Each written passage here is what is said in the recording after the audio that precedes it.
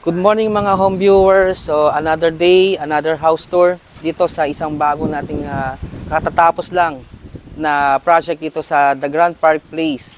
Ito po ay 2-story single detached house and lot. Meron po itong 4 bedrooms, 3 toilet and bath. At ang lot area po nito ay 150 square meter. Ang floor area po nito is 197.50 square meter. Samahan niyo po kaming muli para i-update natin kayo dito sa bago naming project na to dito sa The Grand Park Place. Tara, let's go!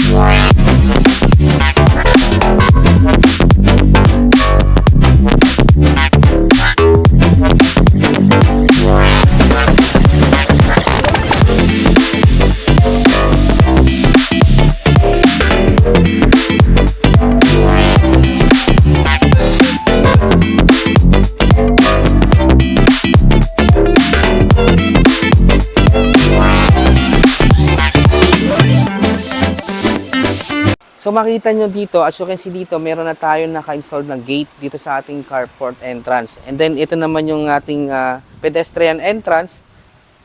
Ito meron na tayo naka-install dito na doorbell. Tapos meron din tayo ditong mailbox. Check natin. Ito po yung ating harap ng bahay. Meron tayo dito na pocket garden. So dito sa side siya, dito sa kabilang side. And dito tayo sa ating parking area. Dito meron tayo dalawang carport dito. Pwedeng SUV, isang sedan, o dalawang SUV. Kung tatlo yung sasakyan nyo, pwede naman tayo sa labas muna.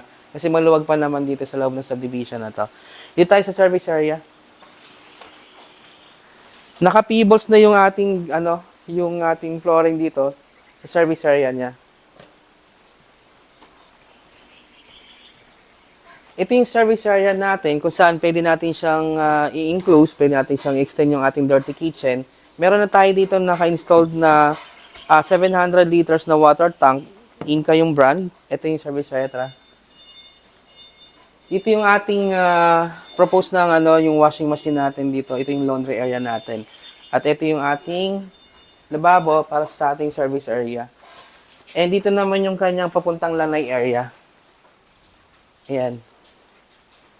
Pebbles na yung ating mga flooring dito. Tapos dito sa side na to naka-tile siya. So meron tayo ditong sliding na door papunta doon sa kanyang living area. Pero din tayo mag-start sa harap mismo. Tara, let's go. Pasok tayo. Yung ating main door, sa ating main entrance, solid wood yung ginamit natin. Tingnan natin yung loob. Ganda, no? Ito yung kanyang living area. Meron na tayo ditong design na accent wall. Yung iba square, ito naman parang half circle siya. PVC po yan. Sabi nga dito, yung house turnover natin dito, as is where is one, yung makikita nyo dito sa unit na to, ito yung turnover natin. Dito sa side na to, meron tayo ditong dalawang sliding na window. Ayan. And then dito yung ating, pwede kayo maglagay ng console dito, no? Then dito naman, yung ating, yung space na to para sa ating entertainment na area, yung TV, pwede kang mag-wall mount dito ng TV. Kasi nakabang na yung ating cable. Yan. And then another window po dito, papunta doon sa kanyang lanay area, sliding window. Living area natin, no? And dito po sa side na to, ito yung papuntang lanay area na naka-sliding window na rin po. Yung ilalim ng stairs natin, ito, may space pa tayo dito. Tapos ito yung papuntang toilet and bath niya, kung saan two-way yung ating toilet and bath, papunta dun sa kabilang room. Kasi merong room to sa ground floor. Check muna natin tong kitchen natin. Ito yung kitchen area natin. Meron na tayo dito nakalagay na cabinet at strainer na siya. Ayan. Ito, meron na tayo dito mga modular cabinet. Ito, kitchen cabinet natin. Dito yung propose natin ng gas range. Ayan, dito yung ating range hood. Ito yung ating sink. Ito yung mga modern na sink ngayon. Yung materials na ginamit natin sa ating sink, kasi iba, di ba, stainless. I think ito yung ano siya yung parang fiberglass siya. Kasi ito, meron na tayo ditong sliding na window. Ito, backsplash, yung ating design sa ating wall. Yan, 43 years, almost 44 na yung developer nito sa pagde-develop ng mga house nila. Kaya kilalang kilala.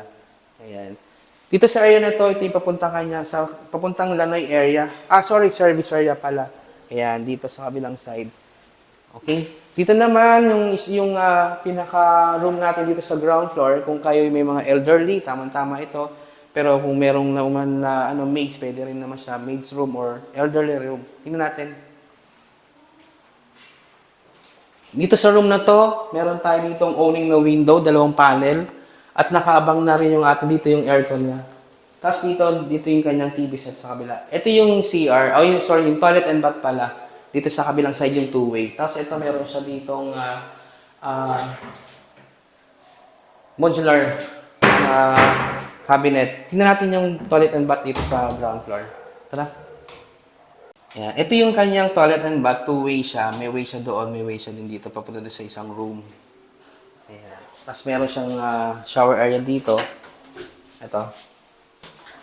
Meron siya dito owning na window. Pwede mo siyang enclose, lagyan mo lang siya ng fiberglass yung enclosure. Pero nakaabang naman na yung ating dito. Pwede naman siya yung nilalagay lang dito na pang divider.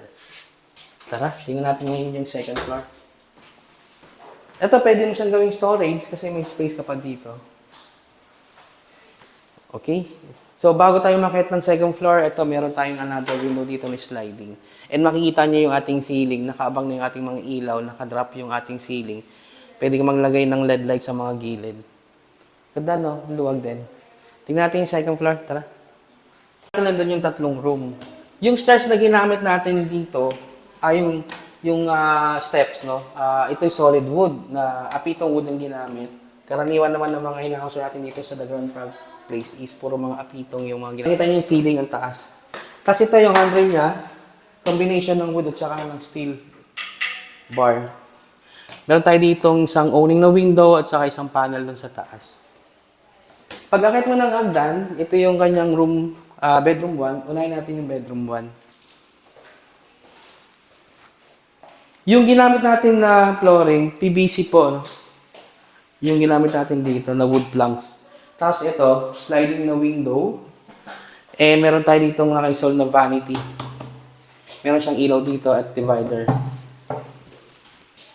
Ito yung provision natin for window type na aircon. Kaya nito 1 horsepower eh. Okay, dito meron siyang toilet and bath. Ito meron na siyang naka-install din na modular cabinet. Ito yung toilet and bath na kung saan two-way siya. Meron siyang way papunta sa kabilang bedroom 2. Check nyo. Ayan yung kanyang mga fixtures, branded siya kasi Posi yung brand niya. Meron tayong mirror na naka-install. Ito yung ring towel. Ito siya. Kasi ito yung sliding niya na enclosure dito sa shower. Shower enclosure. Ayan, naka-install na rin yung complete set natin na shower.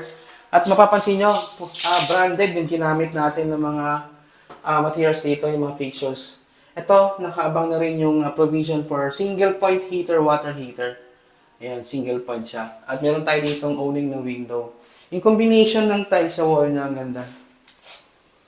And mapapansin nga, ito, yung materials na ginamit natin, hindi talaga natin sa tinipid. And ito yung way doon sa kabilang room, yung bedroom number 3 natin. Kasi bedroom 1 yung sa baba, bedroom 2, bedroom 3, tsaka yung master bedroom, kaya 4 bedrooms. Doon tayo sa kabilang side. Yung pinaka bedroom 3 natin. Ito yung bedroom 3, pag akit mo ng hagdan, dito siya. Ito, meron tayo ng provision for aircon, meron tayong dalawang owning na window, at meron tayong vanity, meron na rin mirror, saka divider dito, at meron siyang modular cabinet. Alas lahat naman ng room natin, may mga modular cabinet tayo. At ito yung way naman, door, dun sa pinaka natin na toilet and bath. Para sa kabilang room at dito yung kabilang room. Okay, next natin is yung master bedroom. Ito yung kanyang master bedroom. Ito yung main door. Wood yung ginamit. At ito yung kanyang toilet and bath dito sa master bedroom. Check nyo, ang laki. Ang luwag ng space. Ito, meron tayo ditong at ito yung naka-enclose na rin yung ating shower area. At mapapansin nyo yung tiles na ginamit natin, 3 colors combination kasi dito may design siya. Tapos ito yung complete set ng shower. Ayan. And yung ating bowl, brand is Porto. At ito naman, ibang brand naman din to. Pero karamihan naman na nilalagay natin ng mga pictures is mga branded. Tapos meron tayo ding sliding na window. Yung tiles na ginamit natin dito, yung pinaka-design niya. Tapos dito, yung mga glossy paints na tiles na ginamit natin. Yung flooring natin, gray siya na hindi naman siya madulas. Tapos dito sa baba yung kanyang nakabang na point, yung point water heater provision. Okay. Dito sa master bedroom, ito meron nang naka-installed na modular cabinet. Ayan, dalawang side. Tapos may vanity na meron na rin siyang mirror and divider. Dito sa kabilang side ng ating room is meron tayong in-install dito na accent wall na PVC. Ayan. Sa kabilang side meron din. Tapos yung ating TV, pwede dito natin ilagay. Parang dito yung pinaka-headboard niya ng kama. Meron tayo ditong sliding na window. Kasi ito panel siya. Para kung natitipid ka sa kuryente, open mo lang yung blinds na ikakabit mo. Papasok na yung liwanag. Yung house na to, meron tong balcony. Check natin yung balcony. Yung balcony area, luwag ng space, oh. Pahaba siya, papunta doon. Ayan. Tapos yung color combination natin, ang ganda, no? Pansinin nyo, no, yung environment natin, dito sa The Grand Park Place, ang hangin, ang dami na nating mga na-house tour dito sa The Grand Park Place kasi marami naman tayong project. Meron din tayong Park Place, The Pacific Park Place. Ito yung pinakamarami naming house na dinevelop dito sa The Grand Park Place. Marami kami mga available na mga house dito. Kung interesado kayo dito sa bahay na to, tawagan nyo lang po kami. Andyan yung aming contact number sa baba. And yung full details din, nalagyan namin dyan sa description.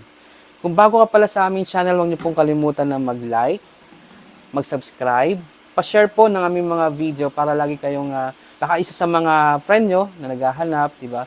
So marami naman tayong option dito sa loob ng The Grand Park Place. And pahit na rin po ng notification bell para lagi kayong updated sa mga bago naming house tour.